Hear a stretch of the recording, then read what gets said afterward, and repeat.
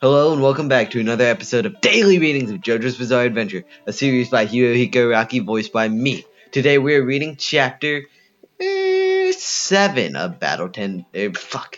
Sorry, man. I was getting used to that groove. I did that shit for like 2 months. Chapter 7 of Stardust Crusaders, called Noriaki Kakyoin, Part 3. Let's just get right into it. Dio's curse. Oh, come on, baby. Do the locomotion. In English, do the locomotion in English. This sign says Cujo. Ah! Who said that? This is Holly, bro? Come on, baby. Do the locomotion. Ah! Jotaro. He's thinking about me while at school. Right now, I felt my heart communicating with my sons. That's in your head. Ah! Jotaro, don't you have class now?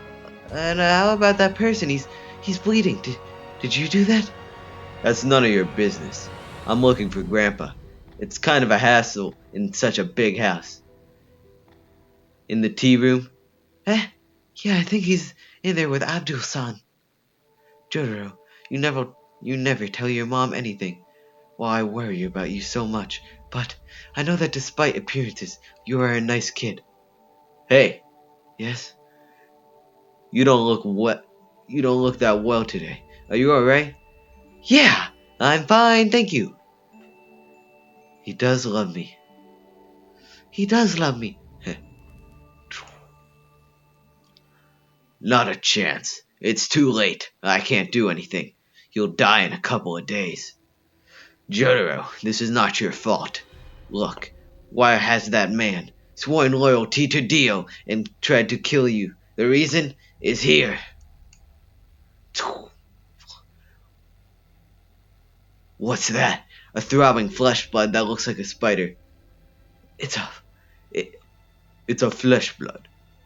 Made of Dio cells. It goes all the way to that boy's brain. That tiny flesh blood is sticking into his brain to manipulate his mind. In other words, that flesh blood leads out a specific gift.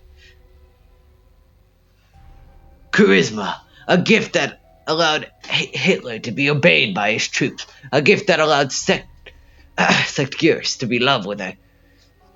Sectgyros to be loved by your followers. That young boy swears loyalty to Dio because he admires him. Dio is controlling that young boy with his charisma, strong and attracting personality, and order him to kill us.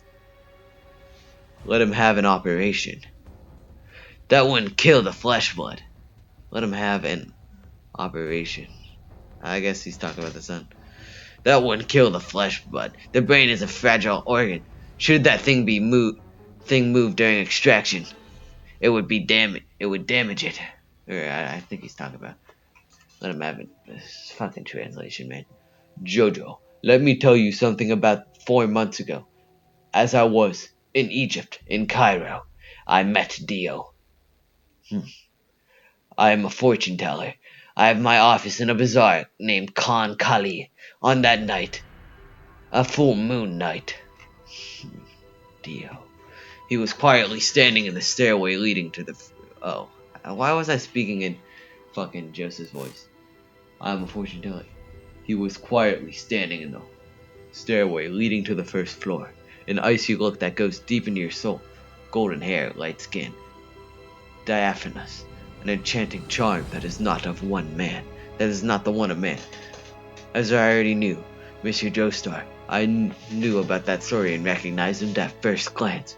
I knew it was him, Dio, revived from the depth of the Atlantic Ocean. Tell me, I heard you had an exceptional power that the common run of people lack. I would appreciate if you could show it to me. Then terror came over me. As surprising as it sounds, his words are reassuring, filled with kindness, and that's what makes them so frightening. His hair turns into spikes. Spikes attempt to attack Abdul. I ran like a madman. I never thought about fighting. I was lucky to know who Dio was. I jumped through the window and successfully ran away from him as I knew the Sulk's layout as well. Otherwise I would be like that young boy, controlled by a flesh blood.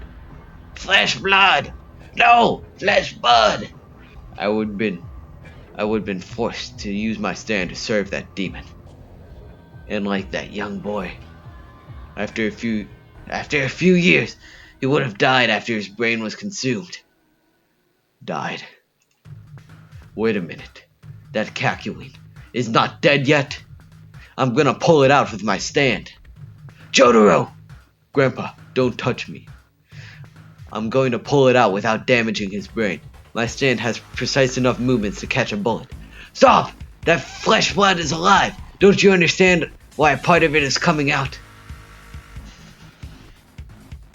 That's why even a fantastic surgeon couldn't extract it.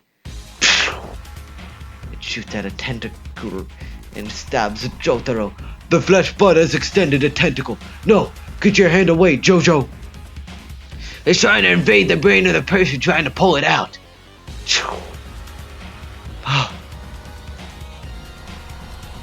Damn it. Don't move, Kakyoin. If I fail, your brain is lost. It's made its way almost to his head. Get your hand away, JoJo! It's up to your face. Hold on, Abdul. I have an amazing grandson. His body is being invaded, yet he's keeping his cool. Not even the slightest shaking. Neither is his stand. He's acting firmly, with more precision than a machine. That's it. Whew. Overdrive! Ah, Hebbled. He kills the thing. What? Why did you save me, at the risk of your life? Well, I'm not even sure I know why myself. Mommy can see beyond the look of things, you know. What the fuck? What's that last panel mean? Alright, yeah, that was another episode of Daily Readings of JoJo's Bizarre Adventures, used by Noriaki, voiced by me. Noriaki Kakyoin has been saved and is no longer under the control of Dio, presumably. But we'll just have to see in the next episode of Daily Readings of JoJo's Bizarre Adventure. I hope you enjoyed and have a great rest of your day. Capiche?